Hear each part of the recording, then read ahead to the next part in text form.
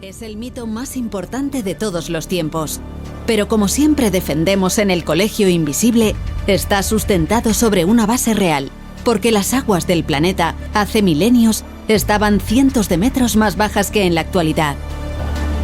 Ahora bien, ¿qué evento se pudo producir para que en un día y en una noche desapareciese una masa de tierra habitada gigantesca? Según los arqueólogos subacuáticos, un megatsunami. Y las pistas nos llevan a Doggerland, la tierra que unía el continente con las islas británicas miles de años atrás.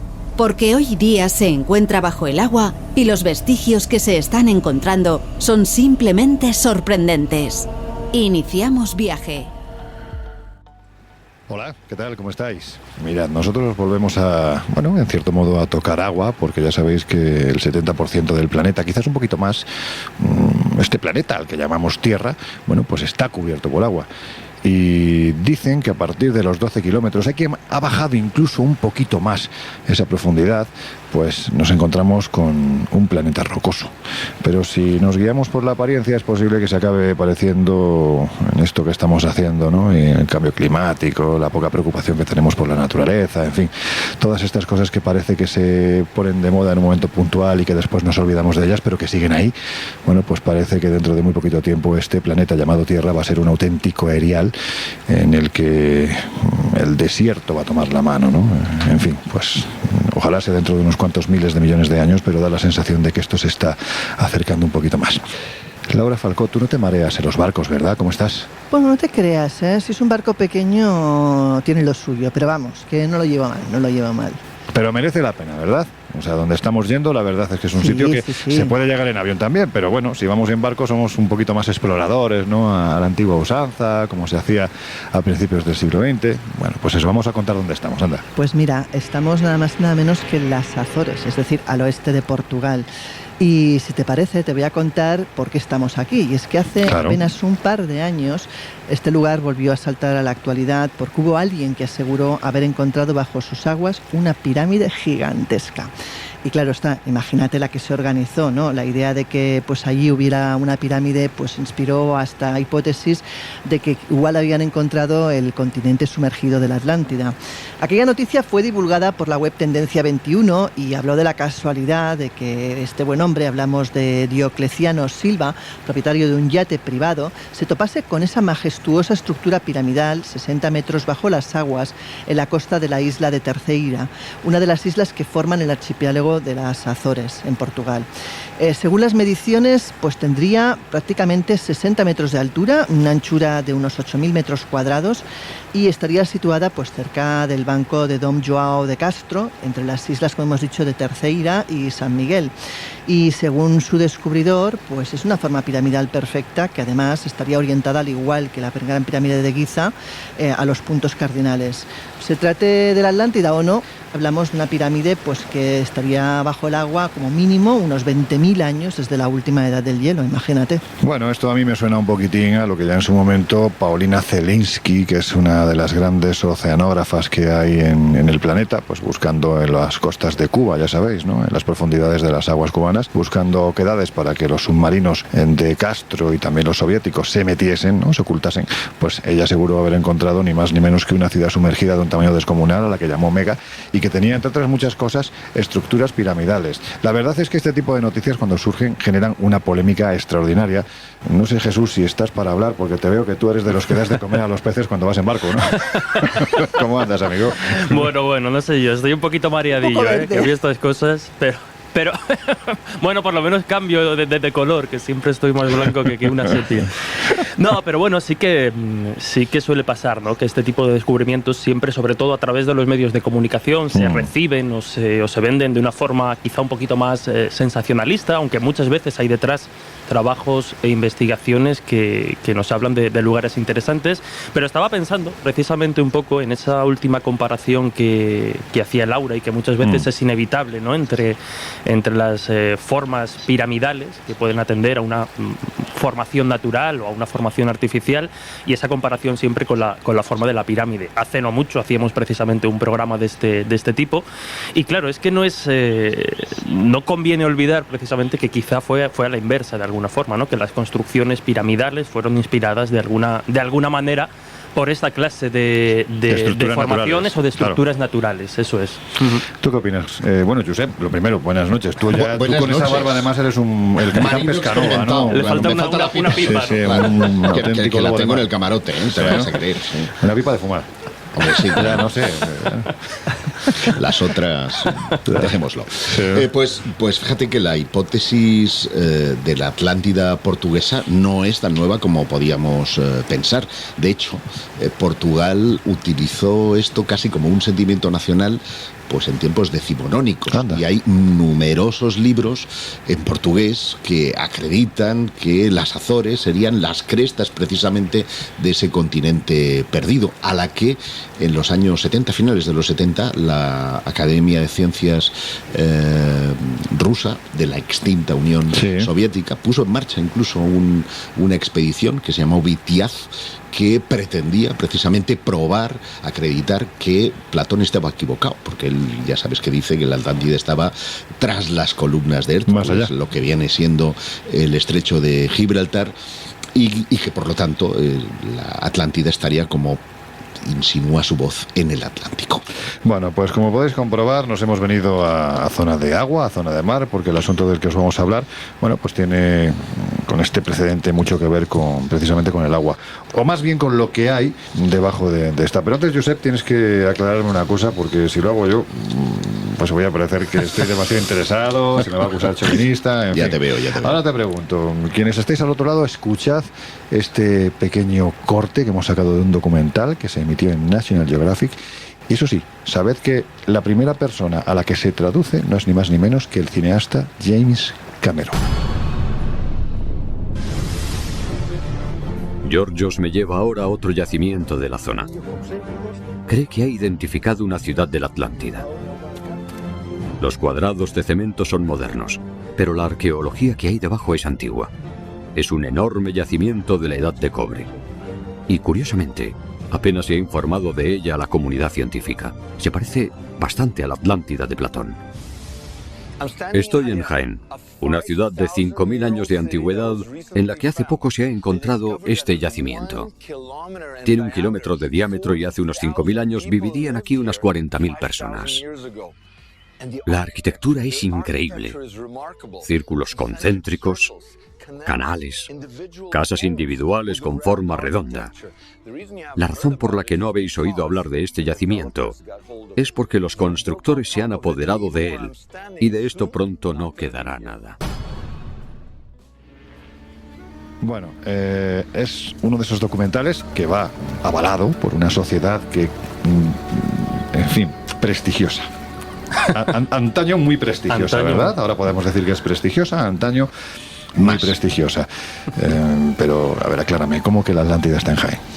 Bueno, hace 5 años... ¿Cómo se puede defender algo así? Hace 5 años, en 2018, como hemos inferido del corte del director James Cameron, entre otros, pues director de superproducciones como Titanic o Avatar, pues estrenó El resurgir de la Atlántida, que es de donde pertenece el corte que hemos escuchado. Un documental que plantea que el yacimiento arqueológico jienense de Marroquíes Bajos, que está datado en la Edad del Cobre y que entonces estaba rodeado en esa Edad del Cobre por un gran lago, coincidiría con la descripción de la Atlántida de Platón. Diversos historiadores avalaron esa teoría y otros dijeron que se trataba exclusivamente de un mito. La importancia de Marroquíes Bajos viene de muy atrás. En 1995, en lo que hoy se conoce como el barrio del Boulevard o la expansión norte de Jaén, pues allí habían, tú lo sabes bien, olivos, huertas, cortijos.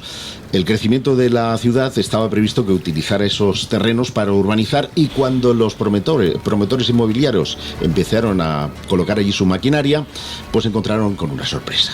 Toparon con los restos arqueológicos de algo, en concreto los especialistas del patrimonio arqueológico jienense descubrieron un yacimiento de vital importancia que trasciende de las fronteras de Jaén, eso sí, sin necesidad de acudir a la Atlántida. El caso es que el guión del documental de National Geographic, que está basado, por así decirlo, en las investigaciones de un curioso personaje hispano-cubano que se llama Yorgos Díaz Montejano, un reconocidísimo atlantólogo, y lo digo de verdad, que hace décadas defiende que la Atlántida... Es como ser un reconocidísimo ufólogo. O sea, exacto, por eso digo, que estuvo en el sur de la península ibérica. En su opinión, la de Yorgos, los restos de esta ciudad circular y concéntrica, que se descubrió en Marroquíes Bajos, no es casual, sino que se relaciona de alguna manera con la leyenda de la Atlántida. Y no es algo que defienda él. Detrás de esto hay todo un equipo de 45 científicos de universidades de muchos países, entre ellas Estados Unidos, Canadá, Israel, Nueva Zelanda, y el propio James Cameron, que está convencido hasta la médula. De hecho, Díaz Montejano escribió un libro que se llama Jaén Atlante, la primigenia Jaén calcolítica y la leyenda de la Atlántida, en el que reclama a los políticos locales que pongan en valor esto como una atracción turística. O sea, que al final los de Jaén vamos a ser hijos de la Atlántida, ¿no? Sí, los olivareros atlantes. Sí. Bueno, está bien. Lo que sí tenemos aquí es un auténtico albacetólogo, que además es un gran ornitólogo.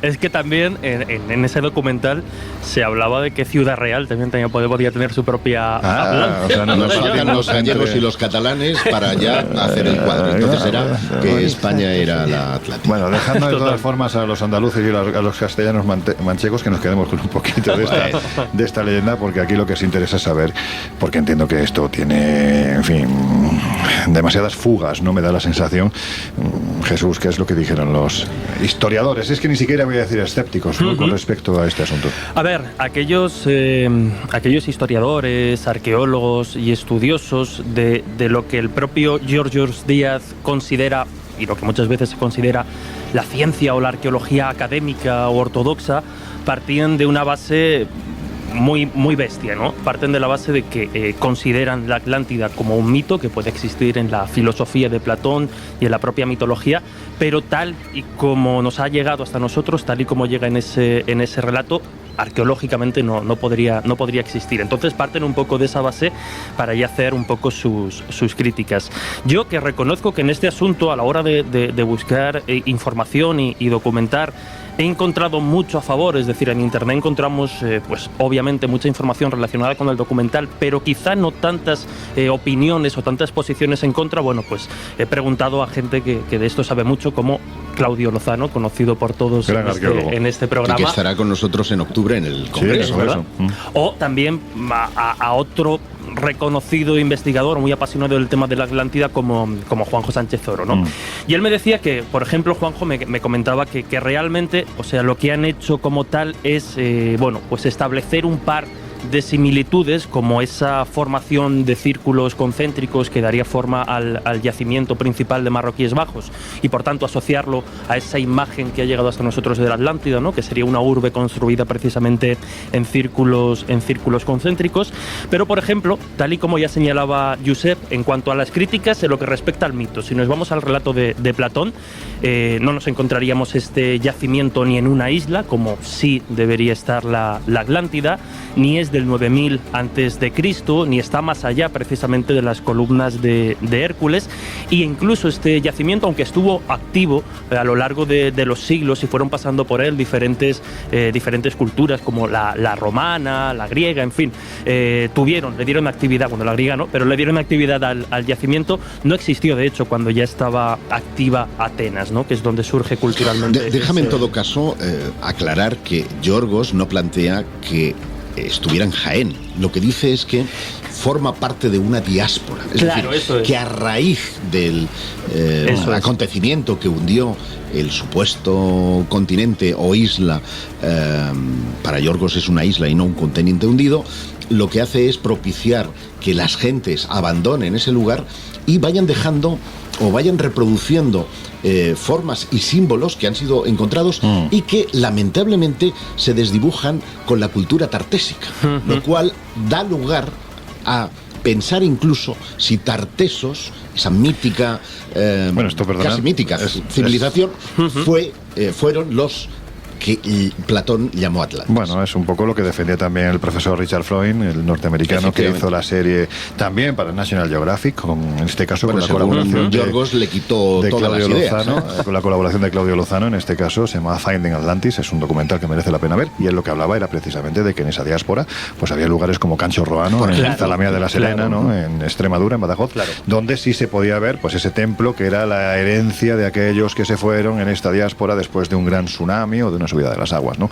Bueno, no sé yo.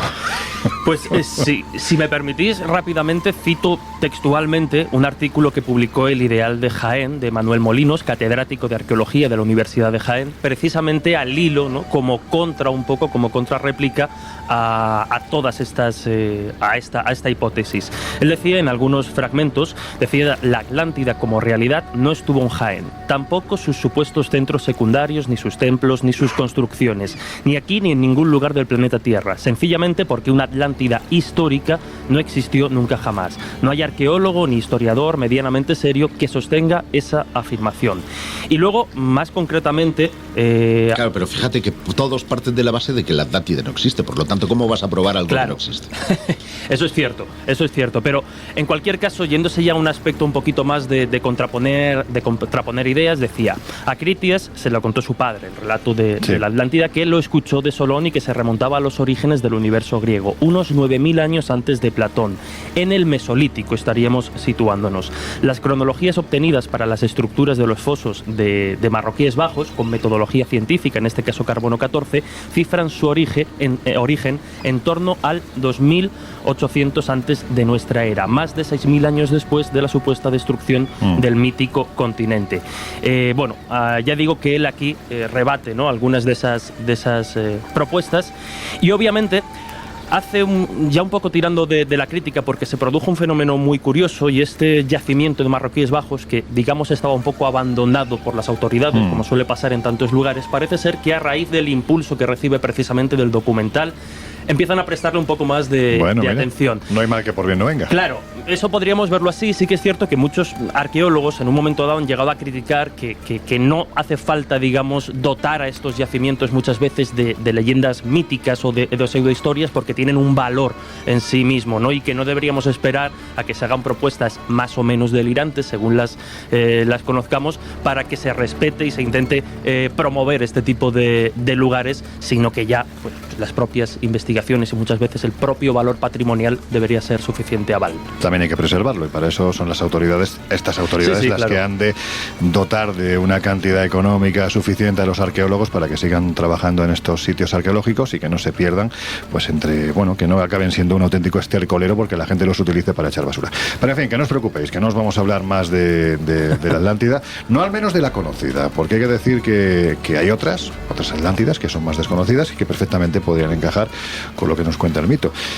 Y bueno, pues ya que estamos recurriendo, como hacemos en el Colegio Invisible, a amigos que de estas cosas saben mucho, le hemos preguntado a Miguel Labrador. Ya sabéis, su último libro es Las piedras de los dioses, y va precisamente, pues entre otras cosas de este asunto, le hemos hecho unas cuantas preguntas, ¿verdad, Laura? Pues sí, lo primero que he hablado con él y que le he preguntado es sobre Bimini, cuál es realmente su opinión al respecto. Se viene sosteniendo que ese camino o muro, ¿no?, que se encuentra allí, de unos 600 metros de longitud, pues podría corresponder a los restos de la mítica Atlántida, ¿no? Bueno, se comenta que fue un submarinista llamado Manson Valentina quien lo descubre en 1969, pero bueno, sí que parece que antes fueron los pilotos que sobrevolaban la zona los que dieron la voz de alarma, ¿no?, sobre algo que veían hundido, ¿no?, y que parecía bastante interesante de analizar, porque desde luego por allí no se esperaba nada artificial, y desde luego aquello desde las alturas pues sí que lo parecía, ¿no?, que aquello tenía que ser cuanto menos hecha por la mano del hombre, ¿no? Bueno, en segundo lugar le pregunté por Samabaj y el lago Atitlán en Guatemala, un lugar además increíble y espectacular.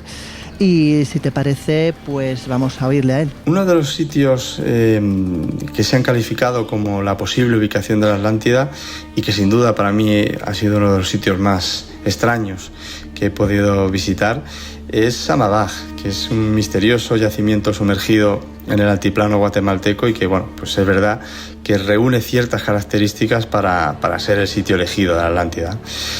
Está compuesto por un archipiélago conformado por 3 islas y un centro ceremonial y que, bueno, pues llevan más de 2000 años sumergidos, ¿no?, en el maravilloso lago Titlán. Y todo empieza gracias a un buzo guatemalteco llamado Roberto Samayoa, que, bueno, pues usó su pasión para indagar en el fondo del lago. Y desde luego, cuál fue su sorpresa, en el que empezó a ver pues formas no muy naturales e incluso al tiempo hallar restos de lo que claramente pertenecía a una cultura ancestral, ¿no? Y bueno, pues ya comprometido con ese descubrimiento que cambiaría toda su vida, pues también empezó con otra gran obra, ¿no?, que fue fundar su propio museo para poder recolectar pues todas aquellas pruebas que iba recopilando y bueno, incluso él le puso el nombre de Samadaj. Tú has estado allí, ¿verdad? En el lago Titlán. Sí, es increíble. O sea, realmente es un espectáculo y cuando te plantean lo que puede haber debajo de ese lago, pues bueno, impresiona. Pues te digo una cosa, sería un sitio que habría que poner ahí en la lista, Yo lo tengo en la lista hace tiempo, lo que ocurre que ahora políticamente no está el lugar como para ir. Sí, está complicado. Pero yo todo lo que es la zona de está Guatemala, complicado. Honduras y Belice es un lugar, vamos, fabuloso para ver desde ruinas arqueológicas hasta todo tipo de misterios, o sea... Bueno, pues lo vamos a dejar ahí puesto en la lista para que en un futuro nos sirva de lugar al que acudir para, bueno, pues para hacer un colegio invisible, quién sabe si los 4 o con más gente. Hablando precisamente de esto, Josep, ¿qué es lo que dicen los mitos precolombinos de todo este asunto? Porque hay que decir que ellos también hablaban de la presencia no tanto de la Atlántida, sino de un sitio llamado Atlán. Sí, y yo he estado allí. ¿En dónde? ¿En Atlán? Sí, claro, no en la Atlántida. Me explicaré. Una de las más antiguas hipótesis atlantológicas sostiene que los aztecas provenían de una remota isla situada en el Océano Atlántico y que se llamaba Atlán. Bueno, lo del Océano Atlántico no está claro, porque esa isla se sabe hoy que corresponde con Mexcaltitán, que está en el occidente de México, en Nayarit, aproximadamente a unos 34 kilómetros al noroeste de Santiago Ixcuintla. A bordo de una panga, que es un barquito de estos con motorcillo detrás, recorrí precisamente desde el embarcadero de la Batanga hasta Mexcaltitán, una gran laguna que tiene anillos concéntricos, igual que la mítica Atlántida, pero no son construcciones, sino manglares que tienen esa caprichosa forma y que devienen o llegan a lo que se conoce como la Venecia mexicana. Y a medida que uno se aproxima a puerto, sabe por qué es Venecia mexicana, porque sus calles, que tienen aceras altísimas, quedan inundadas periódicamente, dándole precisamente una forma muy particular y muy parecida a la mítica Atlántida. Y recordé precisamente que meses atrás había visto en las vitrinas del Museo de Antropología de México un códice en el que se ve una isla con un altar en el centro, una especie de piramidita, y unos aztecas saliendo con pasitos, pim, pim, pim, pim, y una barquita que se pierde en el mar, ¿no? Esa es la mítica isla de Atlán.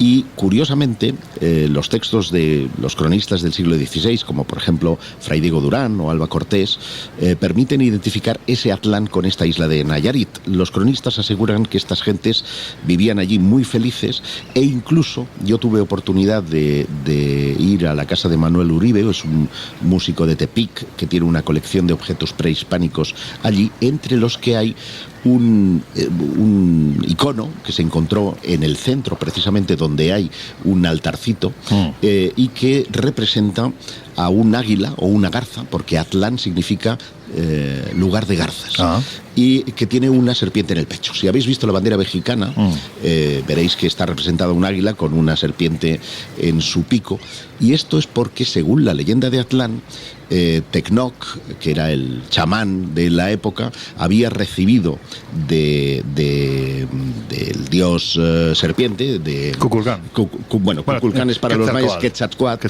La idea de ir a buscar su tierra prometida. Tardaron 200 años los tíos en hacer una peregrinación. Es que los éxodos son muy largos. Les lleva precisamente a la actual Ciudad de México, en donde encontrarían allí un águila con una serpiente en el pico, que es el nopal, y que sería el lugar donde harían la primera ciudad los mexicas. Por lo tanto, ese éxodo estaría documentado y esa mítica Atlán sería esta islita de Nayarit llamada Mexcaltitán. Bueno, pues después de esto que nos acaba de contar Josep, os vamos a dejar unos minutos con nuestros compañeros de los servicios informativos de Onda Cero. Volvemos enseguida. Estáis en el Colegio Invisible. Bueno, pues ya estamos de vuelta. Si te acabas de incorporar al Colegio Invisible de hoy, que sepas que te estamos hablando no de la Atlántida, aunque nos hemos acercado a yacimientos que hay quien defiende que podrían ser los vestigios de esa diáspora de aquellos herederos de este continente hundido en la noche de los tiempos. Pero hay que decir que hay, como vais a ver en los próximos minutos, más Atlántidas. Pero antes de ir a ello, Laura, hay un lugar que yo creo que a todos, absolutamente a todos los que disfrutamos con la historia, con el misterio, en fin, con ese mundo pasado cargado de magia, es un lugar que nos viene a la cabeza y nos evoca auténticas leyendas. Vamos a hablar primero de ello, vamos a refrescar a nuestros oyentes qué es eso de Stonehenge. Pues si te parece, nos vamos hasta Wiltshire, en Gran Bretaña, y hablamos de una construcción que se inició a comienzos de la Edad de Bronce. Hablamos de en torno del 2500 a.C. Y la verdad es que, dada la tesitura de esta construcción, hay que tener claro que seguramente tuvo una relevancia ritualística enorme, porque fíjate que en el lugar hay aproximadamente 400 túmulos funerarios y algunos incluso contemporáneos a la propia erección del monumento. Sin embargo, muchas dudas afloran sobre la auténtica funcionalidad del mismo. Pensemos además que ha sufrido remodelaciones, que incluso durante diferentes épocas ha sido utilizado por otras civilizaciones, por otros grupos étnicos a la hora pues de realizar sus rituales. Hablamos incluso, por ejemplo, del tema de los druidas, que utilizaron también estas construcciones para todos sus rituales. Incluso actualmente hay muchas celebraciones del solsticio, por ejemplo, que se centran pues en ese monumento precisamente. Tenemos que decir que años atrás se efectuó un estudio dirigido por el arqueólogo Mike Parker, quien llegó a la conclusión que probablemente Stonehenge fue utilizado como un cementerio antes de empezar a construirse y que además pretendía dar respuesta a muchos de los enigmas que rodean a este monumento. El equipo del arqueólogo estaba compuesto por científicos de 6 universidades diferentes que de una o de otra manera pues viajaron a los orígenes de todo este cúmulo de piedras, incluso antes de que fuera trasladado a la ubicación original, donde hoy se encuentra, evidentemente. Los estudios analizaron más de 50.000 restos cremados pertenecientes a 63 individuos, entre los que habían niños, mujeres o incluso hombres. Esa es la primera duda que aflora, ya que se decía inicialmente que ahí solamente fueron enterrados líderes religiosos o políticos. Sin embargo, el hecho de que hayan niños y mujeres no necesariamente implica que no sea eso cierto. Puede ser que sean familiares o gente vinculada a esos líderes, ¿no? De todas maneras, los expertos estimaron que al menos durante 2 siglos este lugar fue un inmenso cementerio circular que abarcaría pues lugares como las conocidas fosas de Aubrey y se encontraría en la zona externa del conjunto megalítico. De hecho, hay un señor que se llama Mike Pitts, que forma parte del equipo de la persona que has citado, Parker, que aseguró que todavía se podían encontrar en este lugar, voy a citar textualmente, cientos de cuerpos enterrados en la franja que rodea al conjunto, lo que confirmaría el innegable carácter funerario del monumento, más allá de todas las teorías con las que se ha especulado hasta la fecha, ¿verdad? Claro, porque si te fijas, las diferentes culturas que a lo largo de los siglos se han asentado donde se levanta este recinto mágico, pues han tomado el lugar, como te decía, para sus ritos. De hecho, desde los celtas, pues recuperaron muchos de ellos esta escultura para utilizarla para sus propios fines y sus propias festividades. Hablamos pues de fiestas asociadas, como decía anteriormente, a los equinoccios, a los solsticios, y así convirtieron a este lugar pues en uno de los centros más importantes a nivel mundial de celebración de sus propias religiones, ¿no? Su influencia ha llegado, pese a todo lo que ha ocurrido por en medio hablamos de la conquista romana o de la cristianización de las tierras, pues su influencia ha llegado hasta nuestros días. Y de hecho, como te decía también en el apartado anterior, hay festividades actuales, como puede ser San Juan, que marca el periodo de comienzo estival, en las que muchas personas, miles de personas, de hecho, se dan cita aquí para celebrar pues ceremonias druídicas que un poco rememoran esos vestigios de la antigüedad, ¿no?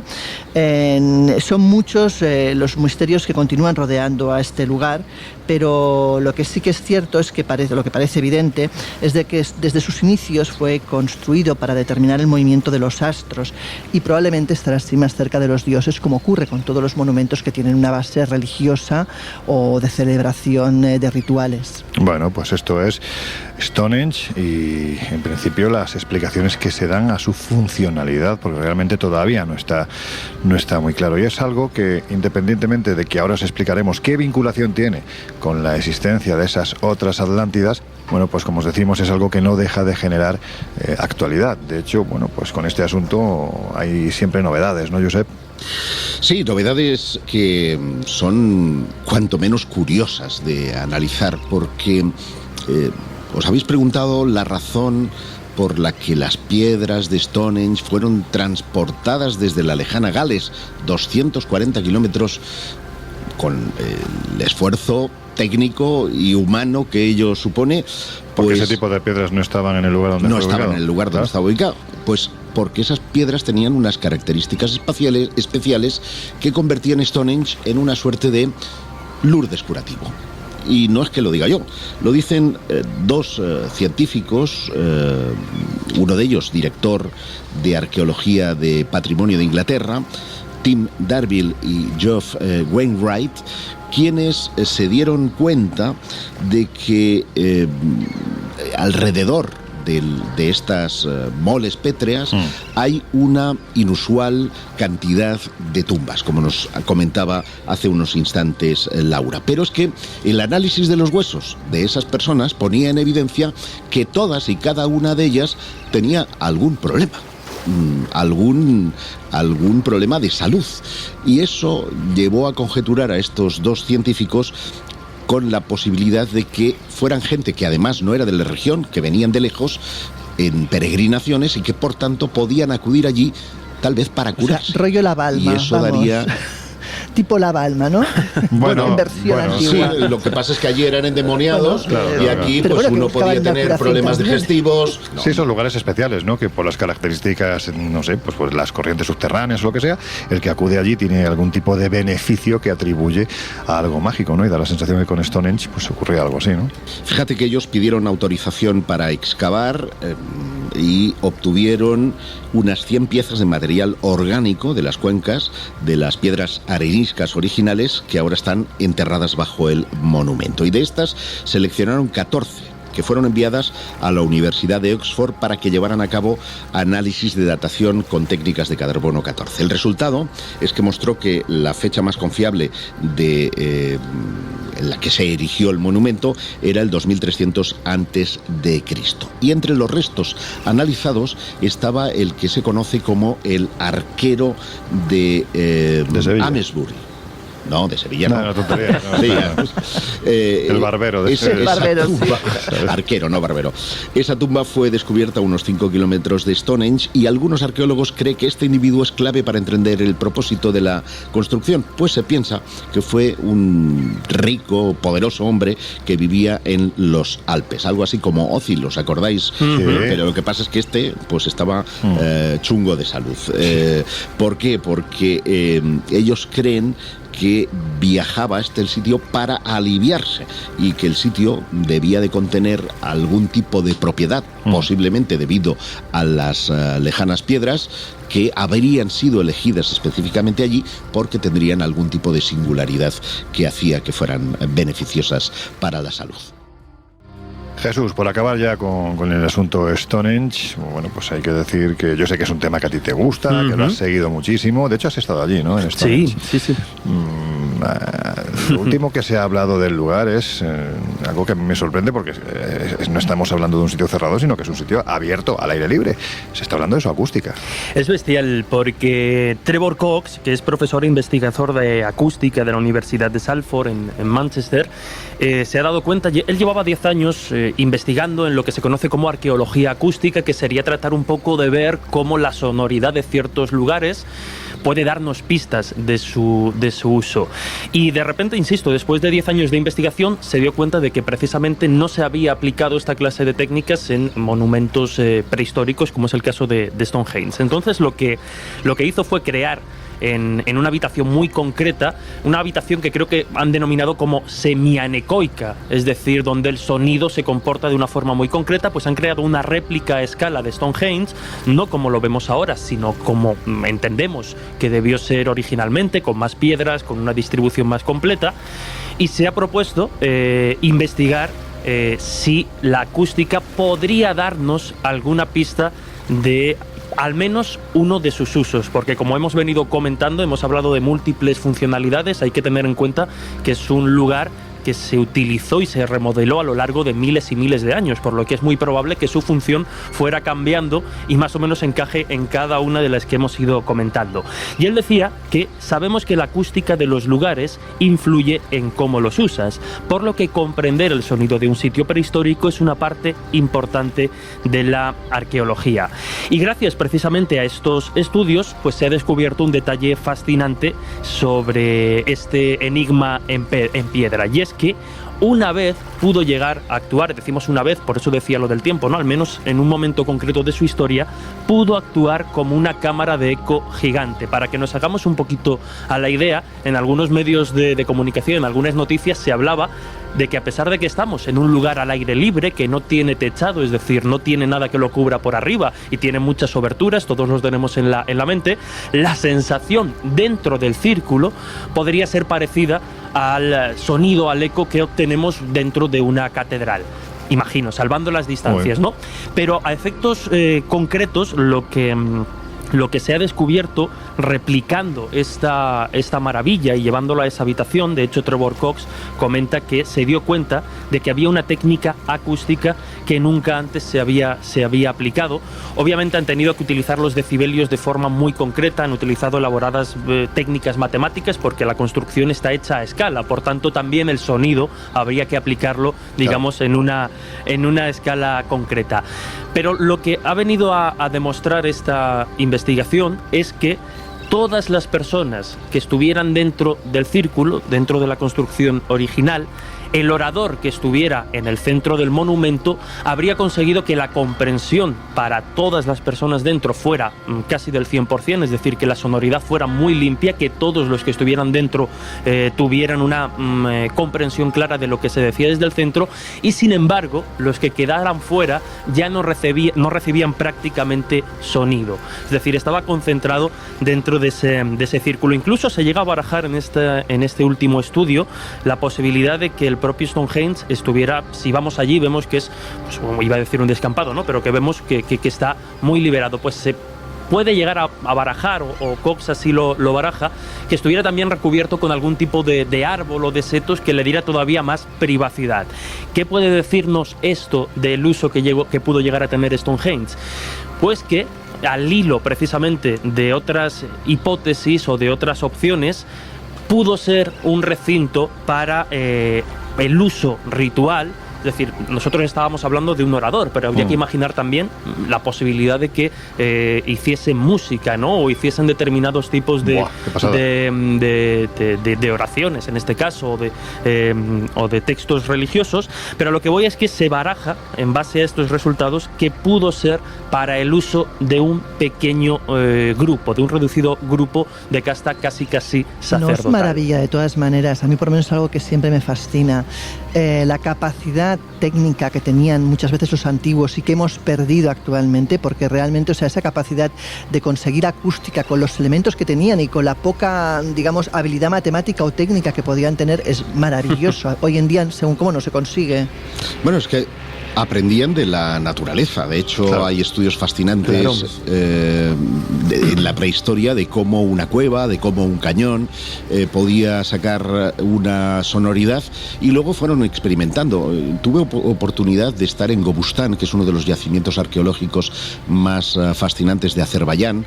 Ahí reúnen más de 10.000 años de prehistoria y llaman la atención lo que llaman rocas musicales. Es decir, rocas que con la fricción o el golpeo de otras rocas son capaces de sacar notas, y eran capaces de hacer, serían los primeros instrumentos musicales de los que ahora tenemos una sensación lúdica, pero entonces refrendarían la hipótesis de estos dos investigadores, también tenían una capacidad curativa. Por lo tanto, fijaos, aquí estamos ya dando un salto exponencial a darle una utilización, porque yo recuerdo haber publicado en Espacio Misterio, pues en 2016 o 2014, una noticia en la que algunos especialistas también friccionaban esas piedras galesas que componen el monumento de Stonehenge para dar vibración y música con esas piedras. La música, dicen, ¿no?, que amansa a las fieras, y quién sabe si también tiene efectos curativos, ¿no?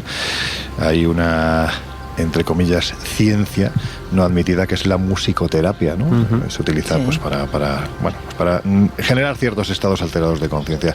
Pero en fin, yendo al por qué hablamos de estos lugares, de la música, de Stonehenge, bueno, pues hay que decir que muchos arqueólogos vinculan las culturas megalíticas como los restos, ¿no?, de lo que fue esa diáspora o ese continente o ese lugar al que los mitos conocen como Atlántida. De hecho, en España, por ejemplo, está en Trigueros, en Huelva, está el Dolmen de Soto, que es una estructura verdaderamente maravillosa, que el propio Claudio Lozano en su momento a mí me contaba dentro del dolmen, que si teníamos una antigüedad de cuando se levantaron esos ortostatos, es decir, esos pedruscos enormes, no es real, porque realmente fue reutilizada, y eso se descubrió porque alguno de estos ortostatos había sido colocado al revés. Tenían una serie de puntos que estaban mostrando las estrellas que había en ese momento en el cielo, y bueno, pues al darle la vuelta es cuando descubrieron que se correspondía con estas constelaciones o con estos fenómenos estelares.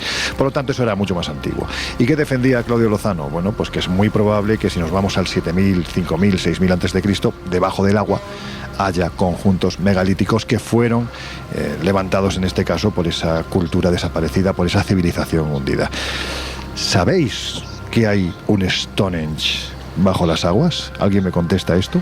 Sí, la verdad es que supongo que estás hablando del dolmen de Guadalperal, pero bueno, a ver, esto está ubicado en Cáceres, si no me equivoco, al oeste de España, y bueno, de hecho se encuentra en la conca del río Tajo.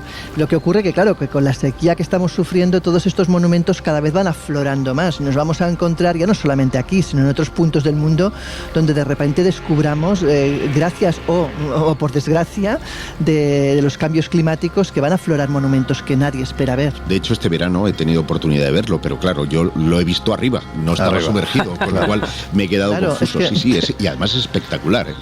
Pues un sitio de esos que merece la pena también visitar, pero el caso es que yo me estaba refiriendo a otro. Está muy bien traído, Laura, y es importante que la gente sepa que tenemos este tipo de sitios que precisamente a raíz de una desgracia tan brutal como es que los pantanos se nos estén vaciando, pues están, como bien decís, aflorando conjuntos como estos que, repito, merece la pena visitar. Pero yo me refería a un lugar que ha sido bautizado no como Stonehenge, sino como Seahenge. Es decir, el Stonehenge del mar. Y de esto nos va a hablar nuestro invitado, que yo creo que ya está por ahí esperando en esta segunda hora. Y Laura, bueno, si te parece, antes de darle la bienvenida, conviene que lo presentemos porque es un viejo amigo del Colegio Invisible, ¿verdad? Bueno, como bien dices, es una persona que lleva muchos años en el mundo del misterio, ha sido redactor de la revista Enigmas, actualmente colabora, también sigue colaborando como articulista en esa revista y en otros medios de comunicación, es escritor con diversas obras de ensayos, sobre todo sobre el mundo del misterio, muy centrado sobre todo sobre ese misterio histórico, que es un tema que le apasiona, y bueno, y aparte pues es un gran amigo del programa y continuamente lo tenemos aquí, así que si te parece, pues vamos a proceder a entrevistarle. Óscar Herradón, querido amigo, ¿cómo estás? Muy buenas, Lorenzo. Un placer estar con vosotros otra vez. Bueno, para nosotros también siempre es un auténtico lujo recibirte en el Colegio Invisible, pero antes que nada y sin hacer mucho spoiler respecto al tema que vamos a comentar, ¿qué es y dónde está Seahenge, si es que se puede decir así? Bueno, estamos hablando del Stonehenge del mar. Entonces hablamos de que está en las costas de en la costa noreste de Inglaterra, Lorenzo, y hace unas décadas se descubrieron los primeros vestigios y hoy por hoy estamos hablando de un lugar megalítico increíble que viene a revelar un pasado que no ha sido del todo bien escrito, ¿no? Y pregunta, ¿crees los mitos como algo que pueden llegar realmente a cimentar un hecho real? Pongamos como caso la Atlántida, por ejemplo. Bueno, yo creo, Laura, que absolutamente todos los mitos tienen una base real. Evidentemente hay algunos mitos tan fantásticos que podríamos hablar, yo qué sé, de una película de Marvel, ¿no? Pero la base, una pequeña base de ese mito, por fantástico que sea, acaba teniendo un rigor histórico. El propio mito de la Atlántida, no solo en la Atlántida del Mar del Norte, de la que vamos a hablar, sino otra serie de Atlántidas y otros mitos vinculados a civilizaciones desaparecidas bajo el mar, se puede encontrar en todos los pueblos prácticamente del mundo, y es que luego ha habido vestigios arqueológicos que han demostrado que se han producido esas inundaciones, es decir, esos mitos se sostienen sobre una historia real, un gran tsunami, un diluvio universal que al final han sufrido todas las culturas, es decir, todos los que vivían en esta tierra y han visto cómo subían las aguas, ¿no? Claro, has dicho que es un concepto que yo me imagino que nuestros oyentes, más de uno, se habrá quedado con la copla, la Atlántida del Mar del Norte. ¿Qué es eso de Doggerland? Si se pronuncia también así, Doggerland, ¿no? ¿Se dice? Creo que se dice Doggerland, ya sabes que yo tampoco soy para los idiomas, no. Bueno, pues nada, muy sueco, bueno, es inglés, que todavía es de lo que conozco un poquito. Bueno, sí, pues, es Doggerland. Cuéntanos, ¿qué es esto de Doggerland? ¿Por qué podemos hablar o se habla de la Atlántida del Mar del Norte? Bueno, lo de Doggerland viene a ser el nombre se lo han dado por un banco de arena enorme que hay en la zona de Dogger, hay tierra de Doggerland, pero estamos hablando de una extensión de tierra gigantesca que estaba emergida entre las zonas que hoy ocupan las costas de Inglaterra, de Dinamarca, de parte de Alemania. Estamos hablando de una extensión de terreno gigantesco que estaba emergido, es decir, Doggerland era la unión de lo que hoy son algunos países que están separados por costas, y era una tierra emergida y además con una exuberante riqueza en cuanto a vegetación, en cuanto a fauna, en cuanto se han encontrado vestigios también, Lorenzo, de nuestros ancestros. Se creía que era una tierra de paso, una tierra que llevaba desde el viejo continente hacia lo que hoy es Inglaterra, pero se ha demostrado que no, que fue un sitio donde se vivió y donde, te pongo por ejemplo para que veas la magnitud de su extensión, el río, el Támesis, que hoy cruza Londres, era un afluente del río que cruza Berlín. O sea, estamos hablando de cosas increíbles. Oye, ¿y sabemos cuándo se vino abajo, cuándo se hundió? Bueno, se especula, Josep, entre el 6200 y 6500 antes de Cristo. Estamos hablando de una cantidad de años importante, pero además coincide con el año 8000 más o menos, 8000 años de antigüedad, que viene siendo lo que todos los mitos, como antes me comentaba Laura, remiten a ese diluvio universal que también podríamos englobar entre el 12.000 y el 8000 y hace 8000 años, perdón, no antes de Cristo, que también recoge incluso la Biblia, ¿no? Es decir, que coincide un poco con ese gran diluvio que pudo socavar las tierras de Europa y hundirlas bajo las aguas. Por tanto, ¿crees que puede haber esta historia puede haber dado lugar a muchos mitos posteriores? Bueno, por supuesto, incluso luego si queréis hablamos de los mitos de la Atlántida, porque, por ejemplo, la propia ciudad boliviana de Tiahuanaco, que supuestamente, según los mitos, sufrió una gran inundación, para algunos eruditos también es el origen de ese mito atlántico, ¿no? Entre ellos algunos nazis. Si queréis, luego hablamos de ello. Sí, luego hablamos de Pachacuti, se llamaba, el gran diluvio que supuestamente mandaron los dioses para acabar con los humanos, y como los humanos, siempre lo hemos dicho, ¿no? En aquel tiempo eran, bueno, pues, claro, hacer esta comparación es un poco feo, ¿no? Porque siempre se ha dicho que en caso de holocausto nuclear solo sobrevivirían las cucarachas, pero bueno, da la sensación de que en ese pasado las cucarachillas que había, bueno. ¿Verdad? Bueno, yo creo que el hombre hoy es igual de tarugo, peor que... Alguno hay, pero en fin, hablaremos del asunto de los nazis. Pero ¿por qué es importante este descubrimiento de Doggerland para saber precisamente más sobre nuestro pasado? Bueno, pues primero, como bien dice Laura, porque nos viene a confirmar que el mito se sostiene sobre historias verídicas, en este caso de inundaciones de grandes extensiones de tierra, y en otras porque viene a demostrarnos que el pasado que conocemos del viejo continente, de nuestros ancestros, del Mesolítico, que es el periodo previo al Neolítico, era un auténtico desconocido y además no tenía nada que ver con lo que se sabía.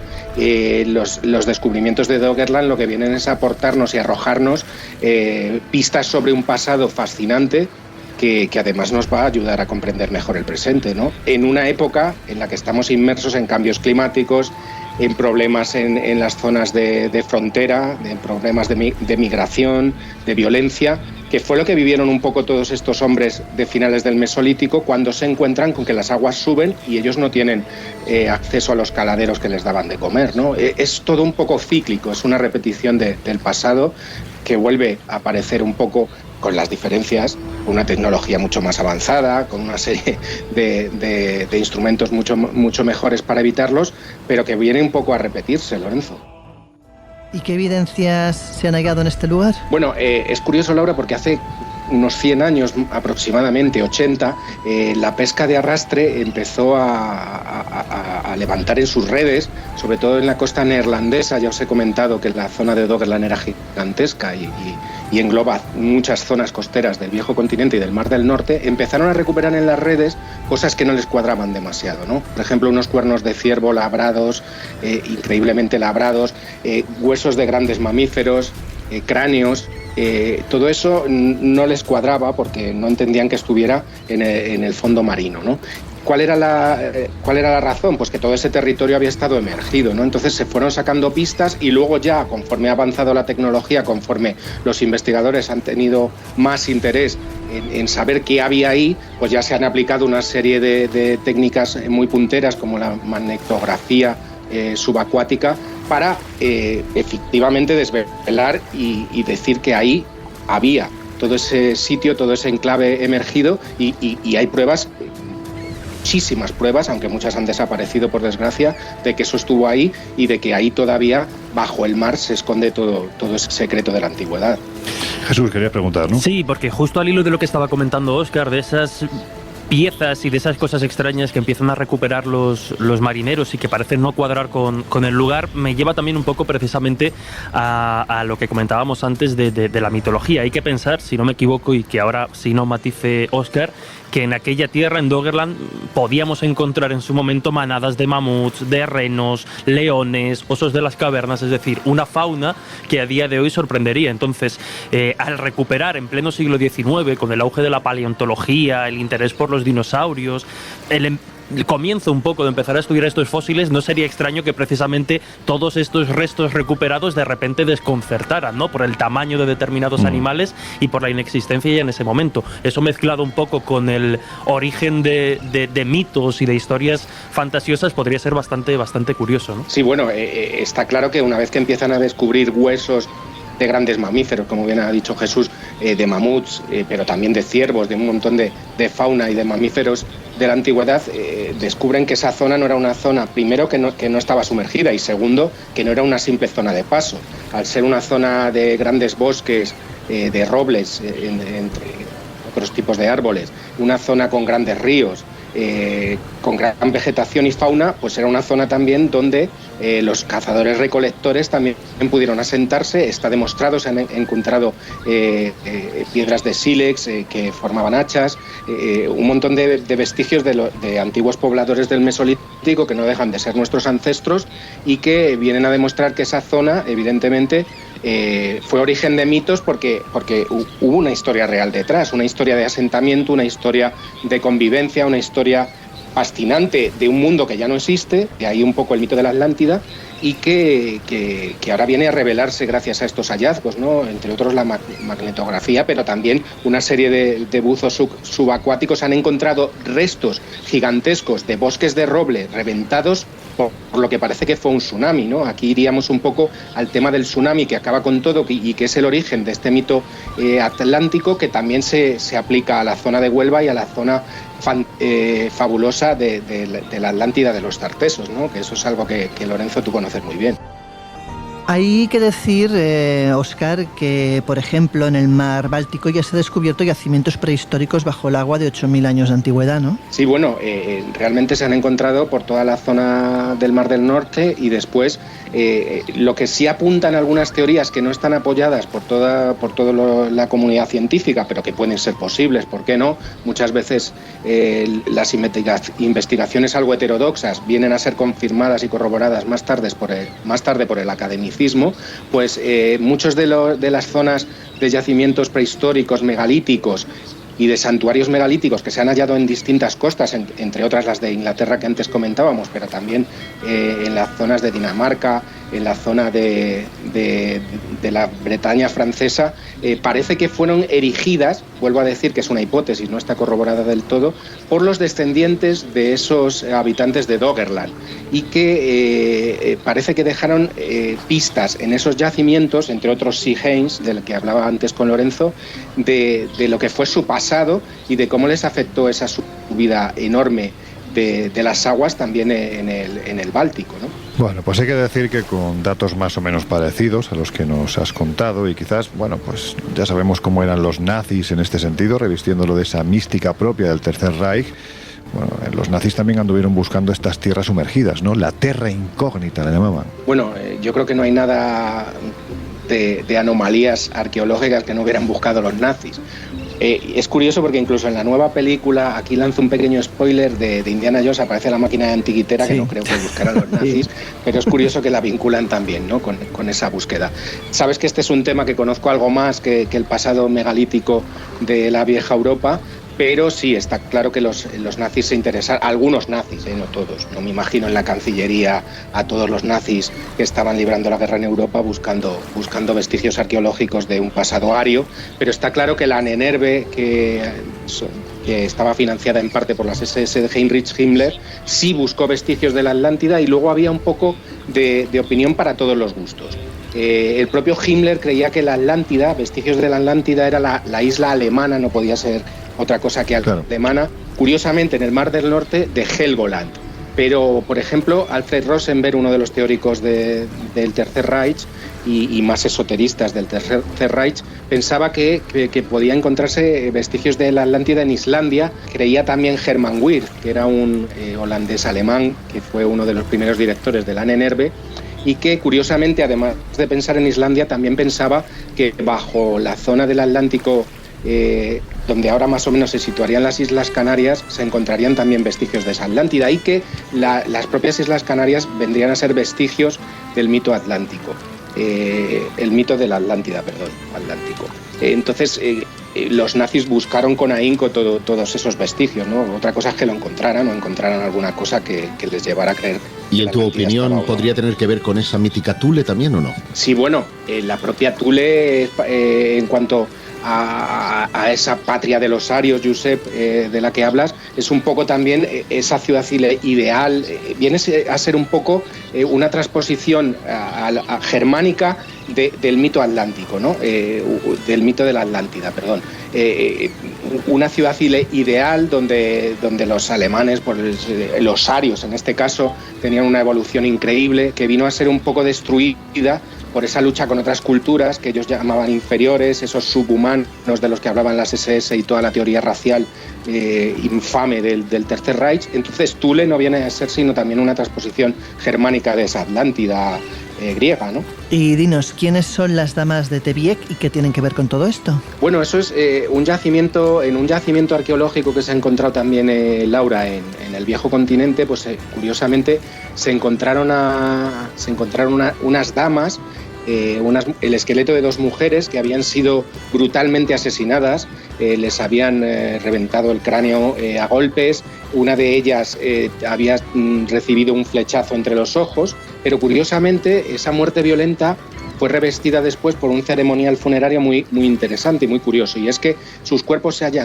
hallaron de manera sedente, ataviadas también con un montón de joyas entre comillas, de lo que hablábamos del periodo, esto ya es el neolítico, pero podrían ser las descendientes de toda aquella zona de Doggerland, con cuernos de ciervo, conchas, que fueron el sustento culto más importante de todos, de los hombres de la antigüedad y de las costas, pero que también están muy vinculadas a ceremonias funerarias, ¿no? Entonces fueron enterradas de una forma que hoy por hoy se desconoce a qué se debe, a qué tipo de cultos se atribuye, pero que es fascinante porque viene a revelarnos que estos hombres del Mesolítico, que después pasaron al Neolítico, tenían unos complejos rituales funerarios que a día de hoy, Laura, se desconocen por completo, ¿no? Esto espero que con el tiempo acaben revelándonos a qué se debe, pero es otra de las cosas que ha arrojado Doggerland, ¿no?, a la luz, y es que esta gente no solo cazaba, recolectaba y vivía en una zona exuberante que estaba emergida, sino que tenía sus propios rituales funerarios y sus propios sacrificios, ¿no?